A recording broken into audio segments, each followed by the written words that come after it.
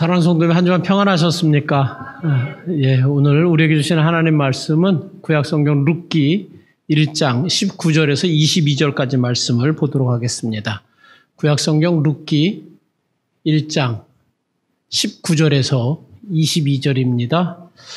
구약성경 402페이지 있습니다. 402페이지 룻기 1장 19절에서 22절까지입니다. 제가 읽어드리겠습니다. 룻기 1장 19절에서 22절입니다. 이에 그 두 사람이 베들레헴까지 갔더라. 베들레헴에 이를 때 온 성읍이 그들로 말미암아 떠들며 이르기를 이이가 나오미냐 하는지라. 나오미가 그들에게 이르되 나를 나오미라 부르지 말고 나를 마라라 부르라. 이는 전능자가 나를 심히 괴롭게 하셨음이니라. 내가 풍족하게 나갔더니 여호와께서 내게 비어 돌아오게 하셨느니라. 여호와께서 나를 징벌하셨고 전능자가 나를 괴롭게 하셨거늘 너희가 어찌 나를 나오미라 부르느냐 하니라. 나오미가 모압 지방에서 그의 며느리 모압 여인 룻과 함께 돌아왔는데 그들이 보리추수 시작할 때에 베들레헴에 이르렀더라. 아멘. 어떻게 해서 신앙생활을 하게 되었습니까? 라고 이렇게 물어보면 보통 이렇게 둘로 갈라집니다. 첫 번째는 누군가가 내게 복음을 전해줘가지고 그래서 신앙생활을 하게 되었어요. 이렇게 말하는 사람이 있어요. 일상생활 하다가 누군가가 내게 복음을 들려주었고 신앙생활을 하게 되었다. 이렇게 말하는 사람이 있고 또 한 부류는요. 우여곡절 끝에 예수님 믿게 됐습니다. 그 우여곡절 그 안에는 사업이 완전히 망해가지고 밑바닥까지 내려가서 이제 하나님밖엔 답이 없겠다 싶어가지고 그래서 신앙생활을 하게 되었습니다. 혹은 심한 중병에 걸려서 내가 교만을 회개하고 하나님 앞에 나오게 되었습니다. 이렇게 말하는 두 분류로 갈라질 수 있습니다. 일상생활 하다가 누군가가 복음을 전해줘가지고 신앙생활을 하게 되었다.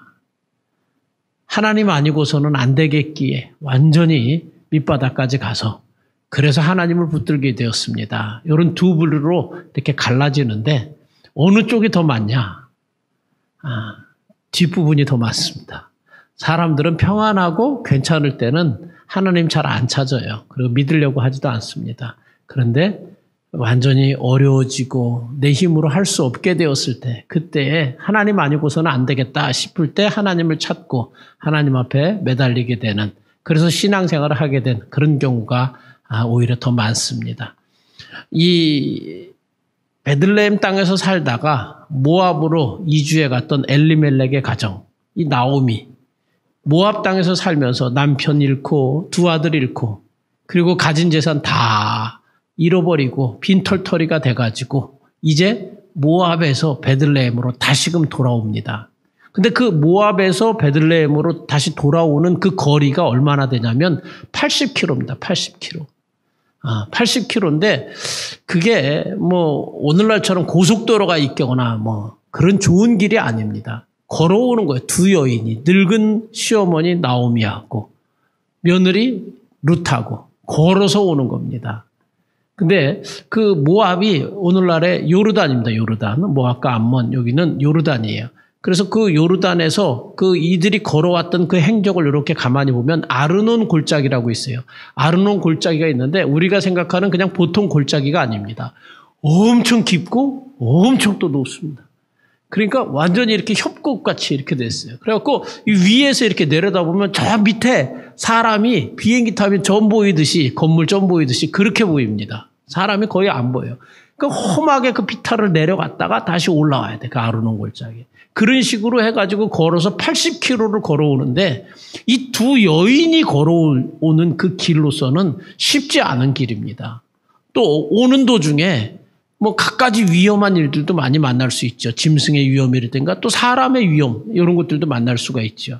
그렇지만 어찌됐든 이들은 이 베들레헴으로 약속의 땅으로 돌아가야 되겠다.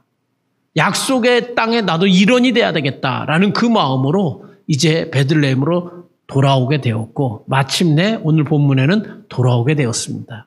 근데 이 베들레헴에 왔을 때에 그들을 기다리고 있는 것은 여전히 가난. 다 잃어버렸으니까 빈손으로 돌아오게 됐고 자기의 고백처럼 빈손, 여전히 가난. 또 하나는 무엇이냐면 사람들의 이들을 향한 수많은 비난과 비아냥이나 정죄 이런 것들이 이들 앞에 놓여있게 되었다 하는 것입니다. 사람들이 딱 바라보고 나오미 아니야? 이렇게 얘기를 하죠. 오늘 본문에. 그 당시에 이 베들레헴은요. 뭐 지금 예수님이 태어나고 나셨으니까 베들레헴이 막 이렇게 크게 이렇게 생각을 하는데 1세기에 예수님 태어나셨을 때 1세기 그러니까 마태복음 그 시대죠. 1세기의 베들레헴 인구가 1000명이라고 1000명 정도 된다. 이렇게 고고학적으로 그렇게 이야기를 해요. 1000명. 어떻게 1000명 정도를 알 수가 있지? 이렇게 얘기를 하는데 보통 고고학적으로 인구를 따질 때 그 지역에 우물이 얼마나 있었느냐, 그리고 우물의 크기가 얼마나 되느냐, 이런 걸 바라보고, 인구가 어느 정도 되겠다, 이렇게 판단을 하는 거죠. 아니면, 이 무덤을 이제, 발굴해 보고, 무덤이 요 정도가 되니까 아마 인구가 요 정도 될 거다, 이렇게 판단을 해요. 그래서 1세기 예수님 태어나실 때, 그 헤롯 왕 때에 그때의 베들레헴 인구가 한 1000명 정도로 봅니다. 약 1000명 정도로 보는데 지금 이 룻이 살고 있을 때 이 베들레헴은요.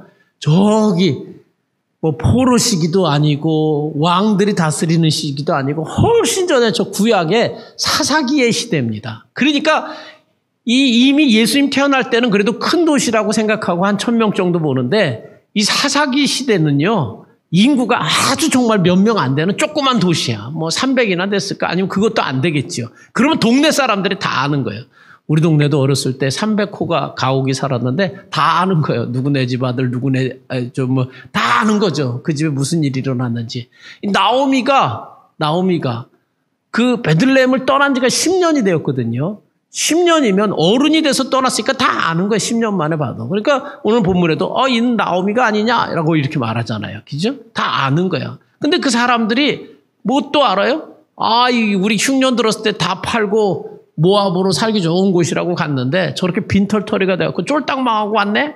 그러면서 사람들이 어떻게 해요? 이 나오미를 향해서 야 혼자 잘 먹고 잘 살려고 하더니 쫄딱 망했네? 하고 이렇게 비아냥거리는 사람도 있었고 야 약속의 땅을 버리고 가더니 결국 하나님이 심판받아갖고 그렇게 됐지 하고 이렇게 정죄하는 사람도 있었을 것이고 완전히 빈털터리가 돼가지고 쫄딱 망하고 무슨 낯짝으로 왔냐? 라고 이렇게 말하는 비난하는 사람들도 있었을 것이다 하는 것입니다.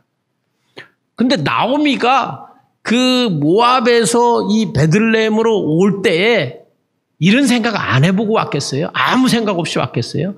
내가 이렇게 빈손으로 쫄딱 망해가지고 가면 남편 잃고 자식 잃어버리고 다 잃어버리고 빈털터리로 이렇게 가면 그리고 그 길을 걸어가는데 씻을 수나 있나요?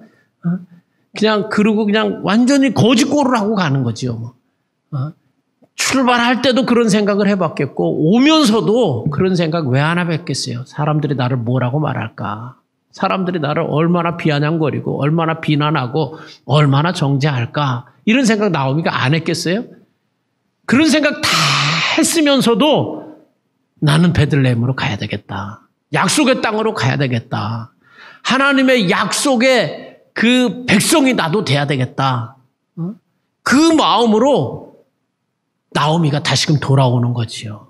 여러분, 우리가 하나님을 제대로 만난 사람은 사람의 시선이나 판단 그렇게 많이 의식하지 않습니다. 사람들이 나를 어떻게 말하고 어떻게 평가해도 그것이 그렇게 중요한 것이 아닙니다. 왜? 하나님의 내가 백성인데 바울사도 그러잖아요. 고린도후서 15장에서 나는 날마다 죽노라. 죽은 사람이 사람들이 뭐라 그러는 것에 뭐 반응할 수 있어요? 죽은 사람이? 죽었는데? 네. 감정이 어디 있어요? 죽은 사람이. 그러니까 하나님 은혜를 제대로 깨달은 사람은 사람들이 뭐라 그러고 사람들이 나를 어떻게 평가를 하고 그런 것에 별로 관심이 없습니다. 근데 우리가 아직 살아있어요. 죽지 않으니까. 그러니까 사람들이 나한테서 한마디만 하면 그냥 막 잠이 안 오고 가슴이 콩당콩당 뛰고 그럴 수 있어? 내가 한 게 얼만데? 뭐 이래가면서 이렇게 되는 거죠. 그랬다가 또 누가 좋은 얘기 해주면 막 하늘 끝까지 올라가는 거죠. 근데 올라갔다 내려왔다 올라갔다 내려왔다 하는데 하나님 제대로 아는 사람이라면 하나님 제대로 만난 사람이에요. 여기 나오미 하나님 제대로 만났잖아요. 그죠? 그러니까 사람들이 왜 그런 생각 안 해봤겠어요? 출발하면서 다 망했는데 금요안양하는 것도 아니잖아요. 쫄딱 망해서 오면서 그런 생각을 왜 안 해봤겠어요? 그렇지만 하나님 제대로 만나고 나니까 그래 아무리 사람들이 나를 뭐라고 한다 할지라도 나는 약속의 땅으로 돌아가야 되겠다. 나는 하나님의 축복의 백성으로 나는 속해져야 되겠다라는 그 마음으로 그 믿음으로 이 나오미가 룻과 함께 돌아오고 있는 것이다 라는 것입니다. 사람들이 이렇게 비아냥대고 막 정죄하고 비난할 때 이 나오미라고 감정 없어요? 나오미도 화도 내고 싶죠. 만약에 나오미가 사람들 앞에서 화를 냈다거나 야 니들은 얼마나 잘 돼가지고 나한테 그런 소리 하는 거야 뭐 이런다든가 그리고 아니면 사람 보기가 그냥 부끄러워가지고 숨어서 다닌다 그러면은요 나오미 베들레헴에서 못 살았을 거예요. 그런데 나오미는 다 인정하는 거예요. 맞지 맞아 내가 정말 그렇게 그랬었지 이 다 인정하는 거예요. 그래서 나오미는 그 사람들이 뭐라고 말해도 그래 맞아 하나님이 저 사람들을 통해서 나에게 말씀하는 거겠지 하고 이렇게 받아들이고 베들레헴으로 돌아왔습니다. 오히려 한술 더 그러니까 한 걸음 더 나아가가지고 나오미는 뭐라 그러냐면 나를 더 이상 나오미라 그러지 말아라. 나를 마라라고 해라. 이렇게 말하죠. 여기 19절 뒤에 보면 온 성읍이 그들로 말미암아 떠들며 이르기를 이가 나오미냐 하는지라 나오미가 그들에게 이르되 나를 나오미라 부르지 말고 나를 마라라 부르라. 이는 전능자가 나를 심히 괴롭게 하셨습니다. 내가 풍족하게 나갔더니 여호와께서 내게 비어 돌아오게 하셨느니라. 여호와께서 나를 징벌하셨고 전능자가 나를 괴롭게 하셨거늘 너희가 어찌 나를 나오미라 부르느냐 하니라. 여러분 나오미라는 이름의 뜻은 기쁨이라는 뜻이에요. 이 나오미 아니야? 라고 말하니까 나오미는요 아니야 나 나오미 아니고 예전에는 그랬지. 예전에는 기쁨이고 예전에는 행복이고 예전에는 잘 살았지. 근데 이제는 나를 나오미라고 부르지 말고 나를 마라라고 해. 마라라는 이름의 뜻은 쓰다, 고통 이런 뜻입니다. 이스라엘 백성들이 애굽에서 살다가 하나님의 강권적인 역사하심으로 애굽에서 해방을 받고 나오잖아요. 홍해를 건너서 광야길로 들어가서 제일 먼저 이들이 물이 없어서 물을 만났는데 그 물이 써서 마시지 못하는 물이 되었어요. 그래가지고 하나님께 매달렸더니 하나님께서 모세를 통해서 한 나뭇가지를 가리키시고 그 나뭇가지를 모세가 꺾어서 물에다 던졌더니 그 물이 이제 쓴 물이 단물이 되었다. 마실 만한 물이 되었다. 그래서 그곳 이름을 마라라고 했다라고 그러죠. 그 마라, 쓰다, 고통 그것이. 그러니까 나오미 아니냐 그랬더니 아니 이제 나를 나오미라고 부르지 마. 예전에는 내가 나오미였지. 정말 기쁨이었고 행복했어. 모든 것이 평안했었지. 그런데 지금은 나오미가 아니라 차라리 나를 마라라고 불러줘. 내 인생은 정말 너무 쓰고 내가 정말 너무 고통이야. 그러니 나를 이제는 마라라고 불러줘. 라고 이렇게 나오미가 이야기를 하는 거지요. 그러니까 나오미가 이렇게 말하는 데는요. 내가 그럴 만했었어. 나는 어떤 그런 어려움이라도 달게 받겠어. 라는 그런 마음의 그 고백이 인정함이 여기 말 속에 담겨 있는 것이다. 라는 것입니다. 당신들이 나에게 뭐라고 말해도 나는 화도 안 낼 거야. 나는 당신들이 비아냥거리고 비난해도 정죄해도 맞아. 맞는 얘기야. 하나님께서 당신들의 입을 통해서 나에게 하는 말이지. 나는 그렇게 받아들일 거야. 나오미는 그렇게 지금 받아들이는 거예요. 나는 죽었으니까 하나님이 나에게 맞아. 나는 그런 일을 했어. 그랬지. 맞아. 당연해. 당연하고 말고 나오면 그렇게 받아들이는 거죠. 여러분 그 다윗이요. 다윗 왕이 이제 사울이 이제 죽고 나서 다윗이 왕이 됩니다. 왕이 되는데 왕이 돼가지고 잘 살다가 아들 압살롬이 반역을 일으켜요. 그래서 다윗이 맨발로 도망을 가. 그냥 막 뭐 챙길 것도 없어. 그래갖고 자기를 따르던 사람하고 급하게 도망을 가 막. 새벽같이 그냥 도망을 가는데 그걸 알고 시므이라는 사람이 뒤쫓아와가지고 쫓아가면서 돌멩이 던지면서 비아냥대는 거예요. 아이고 꼴 좋네. 우리 집안 다 망하게 하더니 아주 너는 아들한테 쫓겨서 도망가는구나 하면서 돌멩이 던지면서 침 뱉으면서 시므이라는 사람이 막 계속 쫓아오면서 비아냥거리고 비난하는 거예요. 사울의 집안이거든요. 그러니까 이 다윗이 그 소리를 다 듣는 거예요. 근데 옆에 사람들도 다 듣는 거 아닙니까? 그게 다윗의 장수 중에 하나가 아비새가 있어요. 아비새가 저놈 저거 내가 그냥 목을 잘라버립니까? 딱 그렇게 얘기를 해. 그랬더니 다윗이 뭐라고 말하냐면 야 그래라. 아우 정말 도저히 못 듣겠다. 그러지 않고 놔둬라. 하나님이 시므이를 통해서 내게 말씀하시는 거다. 그러니 내가 어떻게 저를 해할 수 있겠느냐. 그냥 놔둬라. 그렇게 얘기를 해요. 다윗은 이 시므이가 자기를 향해서 비난하고 막 정죄하고 막 깔보고 쫓아오면서 막 그렇게 하는데 웬만한 사람 같으면 살아있으면 막 하겠지요. 그런데 다윗은 놔두라는 거예요. 하나님이 시므이의 입을 빌려가지고 내게 말을 하는 것이라고 다윗은 그렇게 받아들이는 거죠. 그래서 그를 살려두려고 해요. 아비새 굉장한 장수였잖아요. 단칼이 아니죠. 그냥 그냥 긋기만 해도 목이 잘렸을 거예요. 그런데 목을 자를까요? 그랬더니 놔둬라. 하나님이 저 사람을 통해서 내게 말하는 것이다. 저 사람이 입을 빌어 말하는 것이다. 이렇게 얘기를 하잖아요. 나오미도 그랬어요. 나오미도. 사람들이 그렇게 비난하고 정죄하고 판단하고 비아냥거리고 그렇게 얘기를 하는데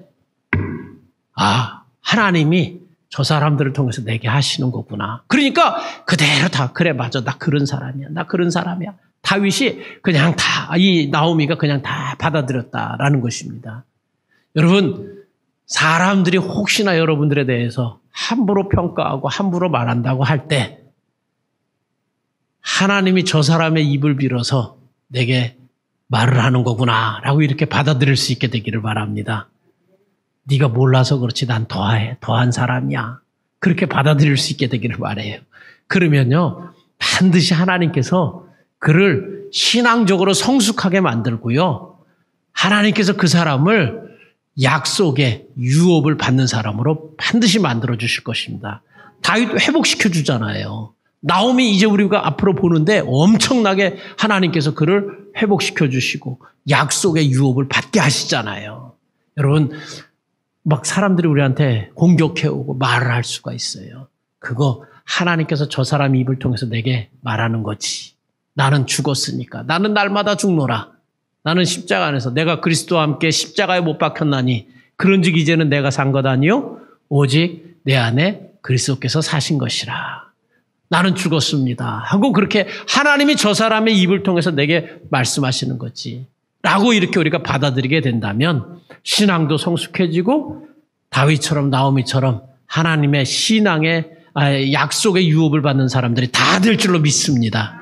근데 여기 그 나오미가 하나님을 표현하는데 두 가지로 표현을 합니다. 여기 20절하고 21절에 보면은요, 하나님을 뭐라고 표현하냐면요, 전능자라고 표현도 하고 여호와라고도 이렇게 표현을 합니다. 하나님을 표현할 때 전능자 여호와. 그래서 전능자가 나를 심히 괴롭게 하셨음이라. 여호와께서 내게 비어 돌아오게 하셨느니라. 여호와께서 나를 징벌하셨고 전능자가 나를 괴롭게 하셨거늘.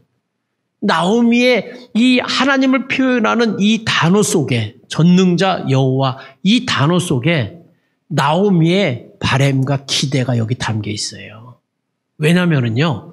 이 여호와라는 이름의 뜻, 우리가 여호와 하나님 그랬죠.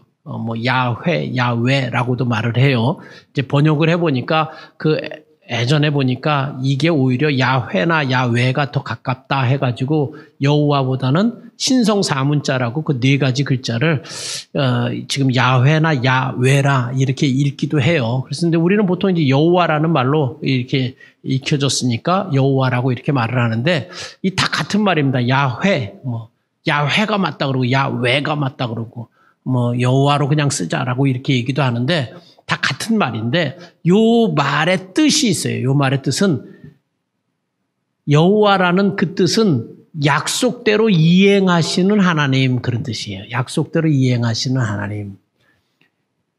그리고 전능자라는 요 말의 뜻은, 전능자라는 말은 교회를 오래 다니신 분들은 들어보셨을 거예요. 히브리어 중에 엘샤다이라는 말이 있어요. 복음성가도 있어요. 엘샤다이. 샤다이라는 말이 뭐냐면 거기도 두 가지의 의미가 있는데, 샤다이라는 말, 우리 한국말 성경에는 전능자라고 이렇게 번역을 했는데, 무에서 유를 만들어내시는 분, 또 최악에서 최선으로 이끄시는 분, 이런 뜻이 있어요. 그러니까 하나님은 무에서 유를 창조하셨지요. 최악에서 최선으로 이끄시는 분이시잖아요. 그러니까 전능자라고 이렇게 우리 한국 성경에 번역되어 있죠. 이 엘샤다이라는, 이 샤다이라는 이름의 뜻입니다. 근데 여기 나오미가 이렇게 고백을 해요. 전능자가 나를 괴롭게 했다. 여호와께서 내게 비어 돌아오게 했다. 여호와께서 징벌하셨다. 전능자가 나를 괴롭게 하셨거늘. 그러니까 자기의 지금 처지는 괴롭고 비었고 텅텅 비었고 아무것도 없다. 그 인정하는 거예요. 인정하는 거예요. 자기의 지금 현 상태를 그대로 인정하는 거예요. 없으면서 있는 채 하지도 않고, 비었는데 꽉 찬 것처럼 보이지 않고, 괴로운데 그냥 막 이쁜 척하면서 웃는 척하는, 그러지 않고 나오면 그대로 인정하는 거예요. 자기의 지금 현 상태를. 나는 비었다. 나는 괴롭다. 나는 쓰다. 나는 고통스럽다. 그것을 그대로 인정을 해요. 그런데 인정을 하면서 거기다 뭐라 그래요? 전능자 여호와라는 말을 쓰는 거예요. 하나님께서 나는 지금 아무것도 없지만 무에서 유를 만드시는 하나님 엘샤다이, 최악이지만 최선으로 이끄실 하나님, 나는 그 하나님을 기대합니다. 나는 그 하나님을 바라봅니다 하는 그 마음으로 전능자라는 이 단어를 쓰는 거예요. 내가 이제 하나님께로 돌아왔으니, 약속의 땅으로 왔으니, 하나님의 약속의 백성이 되었으니 하나님께서 나를 그 약속처럼 이제 나에게 복을 주십시오 하는 그 기대가 담겨서 여호와라고 이렇게 얘기를 하는 거예요. 여러분, 그래요. 나오미는요, 자기의 지금 현 상태를 똑바로 보고 있죠. 비었어요. 텅 비었어요. 괴로워요. 써요. 고통스러워요. 그러나 하나님, 나는 엘샤다이 하나님을 믿습니다. 무에서 유를 만드시고 최악에서 최선으로 나를 이끌어 주신 하나님을 나는 믿습니다. 하나님, 내가 돌아왔으니 약속대로 내게 이행해 주실 줄 믿습니다. 그 고백이, 이 나오미의 그 마음의 고백이 여기 단어 속에 담겨 있는 것이다라는 것입니다. 사랑하는 성도님, 혹시 여러분들의 지금의 삶이 지금 최악이십니까? 하나님 최선으로 이끄실 하나님이신 것을 여러분 믿으시기를 바랍니다. 여러분, 아무것도 없습니까? 지금 내게는 아무것도 없네. 빈손입니까? 하나님께서 비어 돌아오게 하신 나오미와 같으십니까? 하나님께서 무에서 유를 창조하시는 것처럼 꽉 채워주실 줄 여러분 믿으시길 바랍니다. 전능하신 하나님을 믿으세요. 여호와 하나님을 믿으십시오. 하나님께서 반드시 택하신 하나님의 자녀들을 하나님께서 반드시 복주고 복주는 그런 역사가 일어날 것을 여러분 믿으시기를 바랍니다. 그리고 이제 이 나오미하고 룻이 돌아왔는데, 돌아왔을 때 이때가 언제라고 이렇게 이야기를 하냐면 여기 22절의 이야기예요. 나오미가 모압 지방에서 그의 며느리 모압 여인 룻과 함께 돌아왔는데 그들이 보리 추수 시작할 때 베들레헴에 이르렀더라. 보리 추수 시작할 때 베들레헴에 돌아왔다. 보리를 보리 맥자, 그 다음에 추수한다는 거죠. 그래서 맥추절에 돌아왔다는 거예요. 맥추절에. 레위기 출애굽기에 맥추절을 지키라 이렇게 나오잖아요. 77절을 지키되 맥추의 초실절을 지키라 하나님께서 말씀하셨어요. 레위기에서도 말하고 출애굽기에서도 얘기해요. 우리 다음 주일이 맥추절입니다. 맥추절. 이 맥추절을 이렇게 말하는 말이 성경엔 절기가 많이 써 있으니까 굉장히 혼동스러운데 혼동스러울 거 하나도 없어요. 6월절, 이스라엘 사람들이 애굽에서 어린 양을 잡아서 피를 문설주에 발라서 이제 죽음의 사자가 넘어갔다 해가지고 6월절, 거기서부터 시작을 하는 거예요. 6월절이. 근데 6월절 다음 날부터 7주가 지나면 이 맥추절이 시작이 되어져요. 그래가지고 이 6월절 다음 날부터 7주니까 7주, 한 주에 7일이 있으니까 77이 49 해가지고 이것을 77절이라고도 불러요. 그리고 요때는 보리를 추수하기 때문에 보리맥자를 써가지고 맥추절이라고도 말하고요. 그리고 요때 제일 먼저 곡식 중에 거두는 게 보리예요. 그래서 보리맥자를 써가지고 맥추절이라고도 하고 제일 처음 거두는 그런 곡식이고 열매이기 때문에 초실절이라고도 말해요. 그리고 77이 49일 다음에 50일이잖아요. 그래서 5오자와 10순자를 써갖고 오순절이라고도 말해요. 이거 다 같은 말입니다. 오순절, 77절, 초실절, 맥추절 이게 다 같은 날이에요. 같은 날. 근데 보리를 거두는 시기. 그래서 이것을 맥추절이라고 그래요. 우리 다음 주에 맥추절을 지키죠. 그런데 이스라엘 사람들은 지금도 이 맥추의 절기 때 보리를 추수하는 요 때는요. 회당에서도 그렇고 가정에서도 그렇고 이 사람들은 룻기를 읽습니다. 룻기를 읽어요. 왜 룻기를 읽냐? 나오미하고 그 모압 여인 룻이 며느리가 베들레헴으로 돌아왔을 때가 여기 보리 추수를 시작할 때라 그러잖아요. 보리 추수. 그러니까 요 절기상 요게 딱 요 때니까 그래서 맥추절을 지키라 그랬으니까 나오미가 돌아왔다 해서 룻기를 요 맥추의 절기 때 이스라엘 사람들은 가정에서도 그리고 회당에서도 지금도 학교에서도 룻기를 맥추의 절기 때는 읽어요. 다 읽어요. 그런데 그 나오미가 돌아온 때가 보리를 추수하는 때니까 이 맥추의 절기 때 룻기를 읽는 것도 있고 또 읽는 이유가 있어요. 또 읽는 이유가 있는데 그건 뭐냐면 그 6월절 때는 빵을 만드는데 우리 성경에 떡을 만드는데 누룩을 효소를 넣지 않은 그래서 완전히 무교병 없을 무자에다가 누룩 효자를 써가지고 그 다음에 떡병자를 써가지고 무교병을 가지고 빵을 만들어요. 6월절 때는. 그런데 이 맥추절 때는 하나님이 뭐라 그러냐면은 유교병으로 떡을 만들으래요.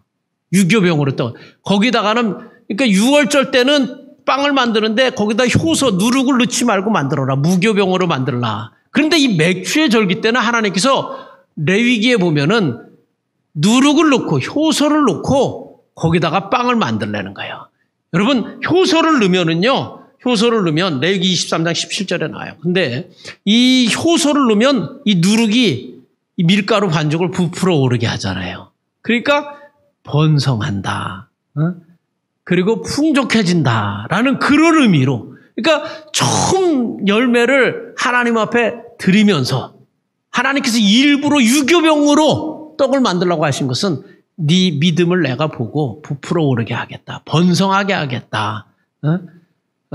너를 풍족하게 하겠다라는 그런 의미로 하나님께서 유교병으로 떡을 만들라고 이렇게 말씀하셨다라는 거예요. 그래서 이스라엘 사람들이 이 맥추의 절기 때 룻기를 읽으면서 하나님 지금 내 삶은 심히 궁핍하고 어렵지만 앞으로 미래는 하나님께서 내게 풍성한 은혜를 베풀어 주셔서 풍족해질 줄 믿습니다. 나도 풍성하게 될 줄 믿습니다. 번성하게 될 줄 믿습니다. 그런 의미로 이 사람들이 룻기를 읽는 거예요. 왜냐하면 나도 나오미가 텅 비어서 돌아왔지만 이제 우리가 앞으로 보겠지만 얼마나 나오미가 번성해집니까? 얼마나 정말 아무것도 없던 사람이 최상으로 그리고 무에서 유가 만들어지는 최선이 되는 그런 축복이 있잖아요. 그러니까 이 사람들이 보리를 거두는 때에 이들이 이걸 룻기를 읽으면서 하나님 나도 텅 비었지만 지금은 없지만 하나님께서 앞으로 내 미래는 내 앞으로는 내 사업은 내 자녀들은 하나님께서 나오미처럼 풍성하게 만들어주실 줄 믿습니다. 번성하게 해주실 줄 믿습니다. 그런 의미로 맥추의 절기 때 이들이 룻기를 읽는 거예요. 맥추의 절기 때 룻기를 읽는 거예요. 이들이 아무튼 이 보리를 거두는 추수할 때에 돌아왔어요. 근데 만약에요. 이들이 나오미하고 며느리 룻이 돌아왔는데 보리 추수가 끝나는 때였더라. 그래봐요. 그러면은 가뜩이나 비참한데 더 비참해질 거야. 그런데 보리 추수를 시작할 때에 베들레헴에 이르렀더라. 여러분 하나님께서 어떤 사람을 다시금 하나님께 집중을 시키려고 할 때는 하나님께서 그의 환경들을 다 닫으십니다. 환경들을. 그리고 사람들을 다 끊어버리십니다. 그래서 환경이 다 닫히고 그것 때문에 하나님을 찾지 않으니까 환경을 다 닫으시고 사람 좋아가지고 사람 만나는 것 때문에 하나님 안 만나니까 하나님 그를 다시금 부르시기 위해서 하나님께 집중시키게 하기 위해서는 환경을 다 닫으시고 사람 다 끊어버리십니다. 여러분 일이 잘 안 풀리고 환경이 다 막히고 해도 안 될 때는 사람들 다 끊어질 때는 하나님께 집중할 수 있게 되길 바랍니다. 근데 하나님께서 다시 하나님께 집중시킬 때가 아니라 하나님께서 그 사람의 복을 주시려고 그 사람에게 복을 주시려고 할 때는 그냥 일이 술술 환경이 문이 열리는 거예요. 막 돕는 사람들이 주변에 막 생기는 거예요. 여러분 그때는 하나님 믿고 계속 나가는 겁니다. 하나님께서 지금 복을 주시는 그때거든요. 은혜를 주시는 때거든요. 그 믿음 가지고 나아가는 거예요. 그런데 지금 이 나오미가 늙은 나오미가 며느리 룻과 함께 돌아오는데 하나님께서 마침 보리추수를 시작할 때 오게 하시는 거예요. 환경의 문을 하나님이 이제 열어주기 시작하는 겁니다. 여러분 나오미가 그 모압 땅에서 이 베들레헴에 하나님께서 풍년을 다시금 주셨다라는 그 소식을 하나님께서 듣게 하신 것도 늦게가 아니라 바로 때마침 듣게 하신 것도 하나님이 하신 거예요. 왜? 환경을 열기 위해서.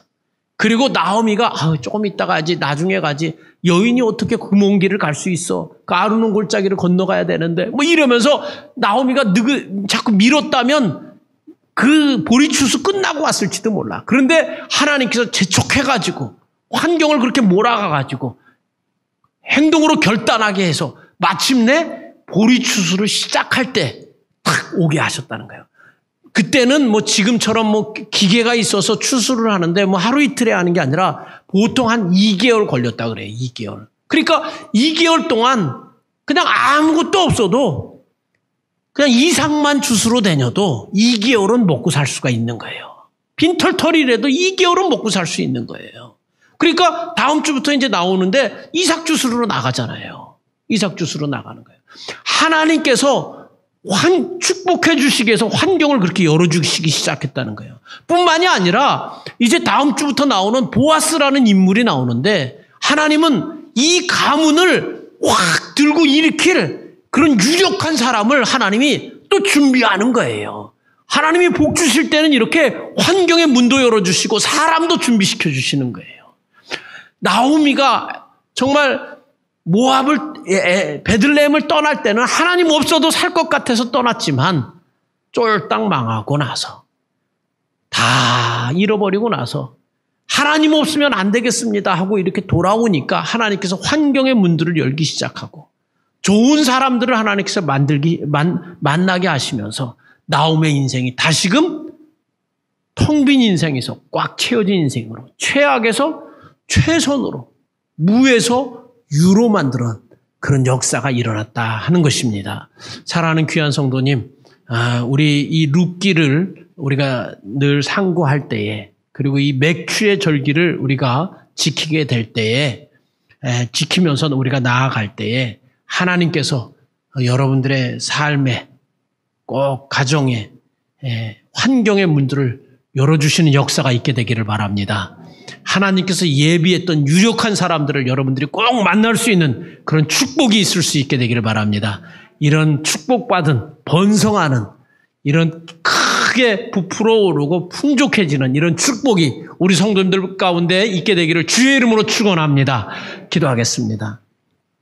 하나님 아버지, 오늘도 주님 전에 나왔습니다. 하나님, 우리가 룻기의 말씀을 계속해서 상고해 보고 있는데 하나님, 룻기의 말씀을 상고하는 기간 동안에 또 맥추의 절기를 우리가 지내게 될 때에 하나님께서 우리 모든 성도님들에게 은총을 베풀어 주셔서 환경의 문이 열리게 하여 주시고 좋은 만남의 축복이 있을 수 있게 하여 주옵소서. 예수님의 이름으로 축복하며 기도했습니다. 아멘.